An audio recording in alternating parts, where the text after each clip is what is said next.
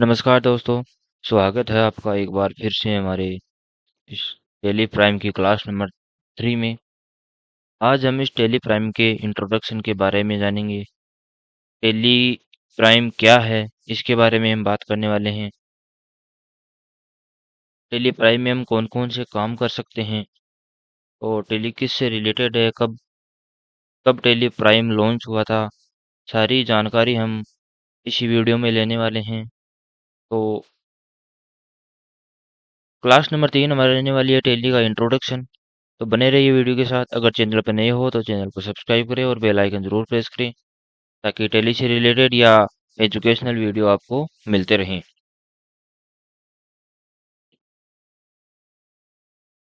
अब हम बात करते हैं टेली के इंट्रोडक्शन के बारे में। तो सबसे पहले हम टेली की कुछ जानकारी लेंगे, परिभाषा कह सकते हैं आप।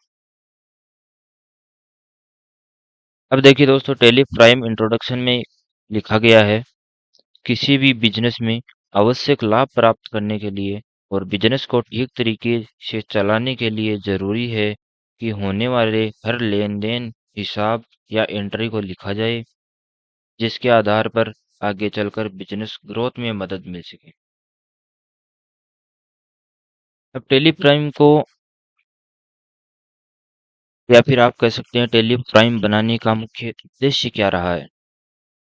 तो उद्देश्य यह है कि अगर आप कोई बिजनेस करते हैं तो उसका लेन देन, हिसाब, एंट्री को आप अगर कंप्यूटर में एक बार लिख लेंगे, एंट्री कर लेंगे, तो जब भी आपका मन करेगा, आप उस डेट का, आप उस साल का डाटा आप निकाल सकते हैं। हिसाब के लिए आप एंट्री रजिस्टर पर करेंगे या कंप्यूटर पर। यदि आप रजिस्टर पर एंट्री करते हैं तो इसको मैनुअल अकाउंटिंग कहा जाता है। अगर आप रजिस्टर में किसी भी एंट्री को ढूंढेंगे तो आपको बहुत ज़्यादा समय लग जाएगा। और वैसे ही जबकि कंप्यूटर पर की जाने वाली कंप्यूटर एंट्री को हम कंप्यूटर अकाउंटिंग कहेंगे, जिसको ढूंढने में आसानी होगी। आगे का टॉपिक हमारा है टेली प्राइम क्या है। टेली प्राइम क्या है? तो टेली प्राइम एक अकाउंटिंग सॉफ्टवेयर है जो कंप्यूटर पर अकाउंटिंग की जाती है। अकाउंटिंग का अर्थ सीधा सा यही होता है कि बिजनेस बिजनेस में होने वाली एंट्री का हिसाब लिखा जाए, उसके आधार पर रिपोर्ट टैक्स कैलकुलेशन की जा सके। यही टेली सॉफ्टवेयर का मेन मकसद है, मेन उद्देश्य है।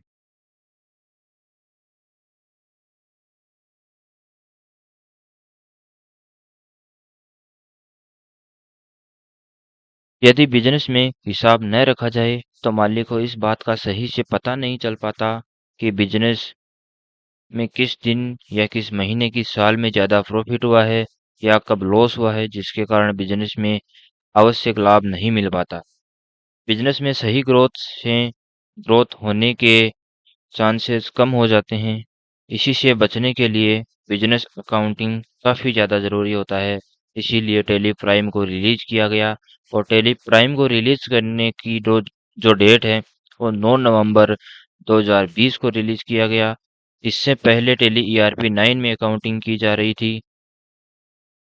अकाउंटिंग के दो प्रकार होते हैं, एक तो मैनुअल अकाउंटिंग होता है और एक कंप्यूटर अकाउंटिंग होता है।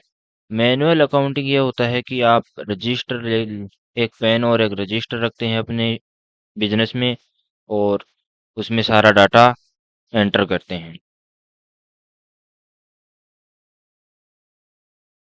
और उसमें टाइम काफ़ी ज़्यादा लगता है। और वहीं एक कंप्यूटर अकाउंटिंग की हम बात करेंगे तो इसमें बिना किसी गलती के मिनटों में डाटा एंट्री कर सकते हैं, जिसके लिए हमें एक सबसे बढ़िया सॉफ्टवेयर है, अकाउंटिंग सॉफ्टवेयर, जिसका नाम है टेली। पहले ये टेली ईआरपी 9 के नाम से था, फिर इसको अपडेट करके टेली ईआरपी 9 से टेली प्राइम कर दिया गया है। इसमें बहुत कुछ अपडेट्स किए गए हैं।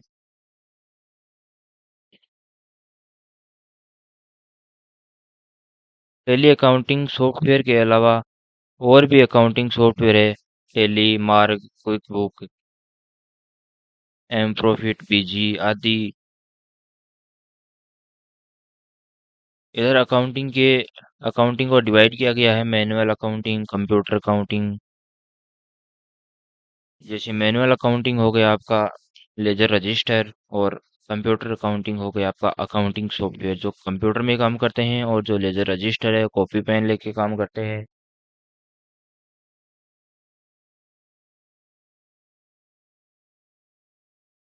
आगे इसमें लिखा गया है टेली अकाउंटिंग में उपयोग होने वाले कुछ शब्द, जैसे व्यापार हो गया, ट्रेड हो गया, प्रोफेशन हो गया, बिजनेस हो गया, ओनर हो गया, कैपिटल हो गया, ड्राइंग हो गया, purchase sale, purchase return, sales return. इन सब के बारे में हम विस्तार से बात करने वाले हैं। सबसे पहले हम ट्रेड के बारे में बात करते हैं। लाभ कमाने के उद्देश्य से किया गया वस्तुओं का क्रय विक्रय व्यापार कहलाता है। अर्थात किसी से 1,000 रुपए में माल खरीदा और 1,200 रुपए में बेचा तो यह 200 रुपए का लाभ, इसे ट्रेड करना बोला जाएगा। नंबर 2 पे आता है प्रोफेशन। ऐसा कोई वैधानिक कार्य जिसे करने से पूर्व अभ्यास की आवश्यकता होती है, जिस कार्य से आय अर्जित हो, पेशा कहलाता है। अर्थात जैसे अगर कोई गाना गाता है, उसका शौक है, लेकिन अगर वह गाने गाकर पैसे कमाता है तो वह उसका प्रोफेशन या पैसा कहलाएगा। नंबर 3 आता है आपका बिजनेस। बिजनेस का सीधा सा मतलब यही होता है व्यापार। ट्रेड और प्रोफेशन ये दोनों बिजनेस के अंदर आता है, जहाँ खरीदी और बिक्री के साथ प्रोफेशनल लोग भी काम करते हैं, बिजनेस कहलाता है। ओनर ओनर का मतलब होता है मालिक। जैसे कोई बिजनेस कर रहा है तो उसका डायरेक्टर हो गया, मालिक हो गया।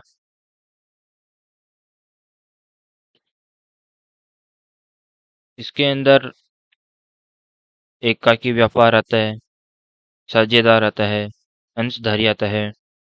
आप इसको पढ़ सकते हैं, वीडियो पॉज करके आप पढ़ लीजिएगा। नंबर 5 आता है आपका कैपिटल पूंजी। इसका मतलब होता है जो मालिक बिजनेस में पैसा लगाता है और बिजनेस शुरू करता है तो उसको पूंजी बोला जाता है, कैपिटल बोला जाता है। कैश या संपत्ति के रूप में हो सकती है। 6 नंबर आता है आपका ड्राइंग। मालिक अपने निजी खर्चों के लिए व्यापार में जब पैसे निकालता है, या उसे मालिक के निजी खर्चे या आहरण बोला जाता है। अर्थात किसी व्यापारी के कपड़ों की दुकान है, तो अगर कोई त्योहार आने वाला है तो कपड़े आपने ही दुकान से लिए हैं, तो आप इसे हम आहरण करना बोलेंगे। अपनी की कैपिटल से पैसे या सामान लेना ड्राइंग कहलाता है। अपने लिए जो काम होता है, जो अपने लिए बिजनेस में अपने लिए पैसा लेते हैं, पैसा आता है या कोई भी वस्तु है, तो उसको ड्राइंग कहते हैं। परचेज का सीधा सा मतलब यही होता है कि माल खरीदना और बेचना। खरीद खरीदा हुआ माल बेचना परचेज कहते हैं। सेल्स का मतलब ये होता है किसी से माल खरीदा और जब हम उसको बेचेंगे तो उसको सेल्स कहा जाता है। परचेज रिटर्न है। जैसे हमने माल खरीदा, अगर माल खराब आ गया तो उसको डायरेक्ट परचेज रिटर्न करेंगे। सेल्स रिटर्न का मतलब ये होता है अगर हमसे किसी माल में गड़बड़ हो गई या खराब चला गया तो हम उसको सेल्स रिटर्न करेंगे, हमारे पास वो वापस आएगा खराब माल। आगे हम देखेंगे stock, creditor, debtor, asset, liability. Asset में आता है आपका फिक्स असेस्ट और करंट असेस्ट। लाइबिलिटी में आपका fix liability, long term liability, current liability, short term liability. Income में आपका डायरेक्ट इनडायरेक्ट इनकम हो गया। एक्सपेंसेस में आपका डायरेक्ट एक्सपेंस हो गया और इनडायरेक्ट एक्सपेंस हो गया। अब हमने ऊपर देखे थे stock, creditor, debtor, liability, long term liability, fix liability और करंट लाइबिलिटी, इनकम। इन सब के बारे में विस्तार से हम बात करने वाले हैं। सबसे पहले हम बात करेंगे स्टॉक के बारे में। हमारे पास वर्तमान में जो भी माल रखा है वह हमारा स्टॉक कहलाता है। साल के अंत में जो माल बिना बिके रहा है उसे साल का अंतिम क्लोजिंग स्टॉक कहा जाता है। साल के पहले दिन वही मॉल प्रारंभिक ओपनिंग स्टॉक कहलाता है। क्रेडिटर की हम बात करते हैं तो वह व्यक्ति या संस्था जो किसी दूसरे व्यक्ति से या संस्था से उधार माल या सेवाएं बेचती है या रुपया उधार देती है, लेनदार या क्रेडिटर कहलाते हैं। संक्षेप में हम बात करें तो उधार माल बेचने वाला क्रेडिटर कहलाता है। उदाहरण के लिए हम यहाँ पे एक उदाहरण देखेंगे, अशोक को 5,000 रुपये का माल बेचा तो यह विनय क्रेडिटर कहलाएगा। डेबिटर की हम आगे बात करेंगे तो वह व्यक्ति या संस्था जो किसी दूसरे व्यक्ति या संस्था से उधार माल या सेवाएं खरीदता है या रुपये उधार लेता है, देनदार या डेबिटर कहलाता है। इसको शॉर्ट तरीके में देखें तो उधार माल खरीदने वाला डेबिटर कहलाता है। इसका हम एक छोटा सा उदाहरण लेते हैं। जैसे रवि ने संजय को 5,000 रुपये का माल बेचा, तो यहाँ संजय डेबिटर कहलाएगा क्योंकि संजय ने माल खरीदा है। आगे हम लायबिलिटी की बात करेंगे।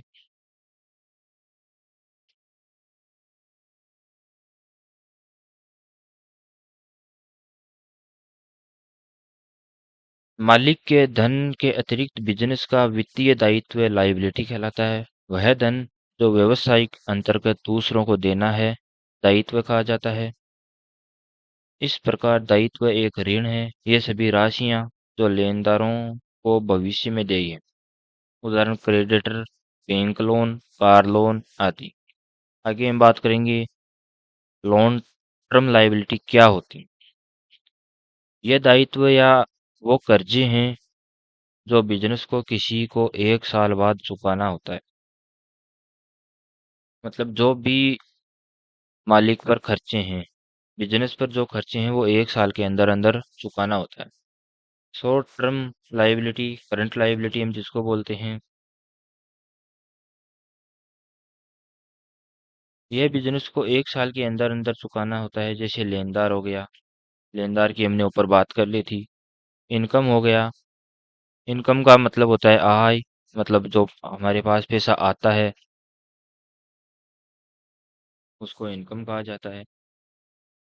आगे हम बात करेंगे आय बराबर आगम और व्यय के बारे में। यहाँ हम लिख बात करेंगे डायरेक्ट इनकम के बारे में। वह आय जो मुख्य व्यापार से आए उसे हम डायरेक्ट इनकम कहते हैं। उदाहरण के लिए अगर किसी कपड़े की दुकान है तो उसकी डायरेक्ट इनकम कपड़े बेचकर मिलने वाली इनकम होगी। इनडायरेक्ट इनकम का मतलब ये होता है, अगर मुख्य व्यवसाय के अलावा अगर कहीं और से पैसे आए तो उसे इनडायरेक्ट इनकम कहते हैं। उदाहरण के लिए अगर दुकान है और आपके पास कुछ जगह ज़्यादा है तो आपने आधी जगह किराए पर दे दी, तो उससे साइड से जो पैसा आता है, जो किराए का पैसा आता है, उसको इनडायरेक्ट इनकम कहा जाता है। अब बात करते हैं एक्सपेंस की। एक्सपेंस का अर्थ है खर्चे। खर्चों से जो दैनिक या सप्ताह या महीने आदि होते हैं, प्रयोग की गई वस्तुओं एवं सेवाओं की लागत को व्यय करते हैं। यह वे लागत होती है जिन्हें किसी व्यवसाय से आय अर्जित करने की प्रक्रिया में व्यय किया जाता है। सामान्यतः एक्सपेंसेस की किसी अकाउंटिंग अवधि के दौरान अवशिष्ट के उपभोग अथवा प्रयुक्त की गई सेवाओं की लागत से मापा जाता है। उदाहरण के लिए विज्ञापन व्यय हो गया, कमीशन हो गया, ह्रास हो गया, किराया हो गया, वेतन हो गया, मूल्य ह्रास हो गया, मजदूरी हो गई, वेतन हो गया जैसे सैलरी, ब्याज हो गया टेलीफोन पर। डायरेक्ट एक्सपेंस की हम बात करेंगे तो डायरेक्ट एक्सपेंस किसी मोल के उत्पादन से लेकर उसे विक्रय योग्य स्थिति में लाने तक जो खर्चे होते हैं उसे डायरेक्ट एक्सपेंस कहा जाता है। जैसे फैक्ट्री का बिल हो गया, मजदूरी हो गई, फैक्ट्री का रेंट हो गया, या कोई सामान लाने का रेंट हो गया आदि इत्यादि इसमें डायरेक्ट एक्सपेंस में आएगी। अब हम बात करेंगे इनडायरेक्ट एक्सपेंस की, जो ऑफिस से संबंधित खर्चे होते हैं। जैसे ऑफिस का रेंट चुकाना है, बिजली का बिल चुकाना है। इसको हम इनडायरेक्ट एक्सपेंस में डालेंगे। आगे हम अकाउंटिंग के बारे में बात करेंगे कि अकाउंटिंग कितने प्रकार के अकाउंट होते हैं। सबसे पहले होता है पर्सनल अकाउंट, उसके बाद में आपका हो गया रियल अकाउंट, उसके बाद में आपका हो गया नॉमिनल अकाउंट। सबसे पहले हम बात करेंगे पर्सनल अकाउंट की। व्यक्ति एवं संस्था से संबंधित खाते को व्यक्तिगत खाते कहते हैं। जैसे मोहन का खाता, शंकर वस्त्रालय के खाते व्यक्तिगत खाते हो गए, जिसका नियम रूल ऑफ पर्सनल अकाउंट, और जिसमें पाने वाले का नाम, देने वाले का नाम, और पाने वाले को डेबिट करें तथा देने वाले को क्रेडिट करें।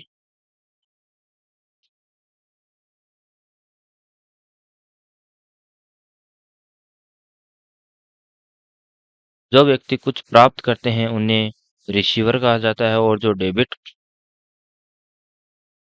उन्हें डेबिटर में रखा जाता है। जो व्यक्ति कुछ देते हैं उसे गिवर कहा जाता है, और उसे क्रेडिट में रखा जाता है। उदाहरण के लिए किसी ने किसी को 1,000 रुपये दिया गया।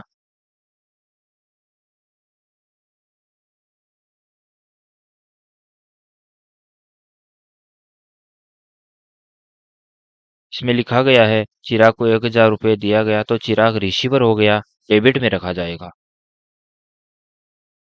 सोहन से 1,000 रुपये प्राप्त हुआ, तो सोहन गिवर हो गया, इसको क्रेडिट में रखा जाएगा।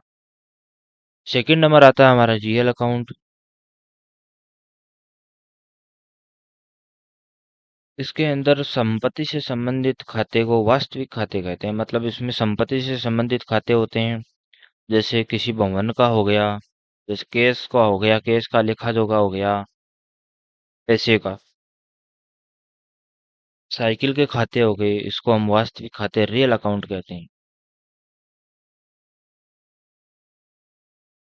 उसके बाद में आगे हम बात करते हैं नॉमिनल अकाउंट। खर्च एवं आमदनी से संबंधित खाते को नाम मात्र खाते कहा जाता है। जैसे सैलरी हो गया, रेंट हो गया, किराए का खाता हो गया, ब्याज का खाता हो गया, नाम मात्र खाते।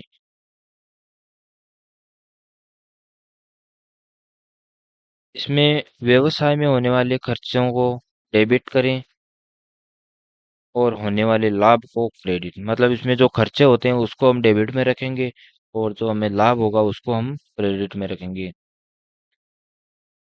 अब जो पर्सनल अकाउंट होते हैं वो कैपिटल में आते हैं। जैसे किसी का नाम हो गया राम मोहन, और जैसे किसी कंपनी का नाम हो गया, बिजनेस का नाम हो गया आशा ट्रेडर्स, ये आते हैं पर्सनल अकाउंट में। रियल अकाउंट में जो आते हैं बिल्डिंग के हो गए, फर्नीचर का जो खाता हो गया, कैश का खाता हो गया, स्टॉक का खाता हो गया, ये आते हैं रियल अकाउंट में। नॉमिनल अकाउंट में जो आते हैं, एक तो परचेज अकाउंट आता है और एक सेल्स अकाउंट आता है। ये आता है नॉमिनल अकाउंट में। एक आता है डिस्काउंट, और एक आता है रेंट। ये आते हैं नॉमिनल अकाउंट में। तो ये था टेली प्राइम का इंट्रोडक्शन। वीडियो अच्छा लगे तो वीडियो को लाइक करें, चैनल को सब्सक्राइब करें और बेल आइकन प्रेस करें, ताकि टेली से संबंधित इसी तरह वीडियो मिलता रहे। आगे हम टेली की क्लास से स्टार्ट करेंगे, टेली में प्रैक्टिस करेंगे, ताकि आपको जो हमने टेली का इंट्रोडक्शन लिया है वो आपको अच्छे से समझ में आ सके। तो बने रहिए आगे की वीडियो के साथ। तो चैनल को सब्सक्राइब करें, ऐसे ही आपको नोटिफिकेशन मिलते रहेंगे।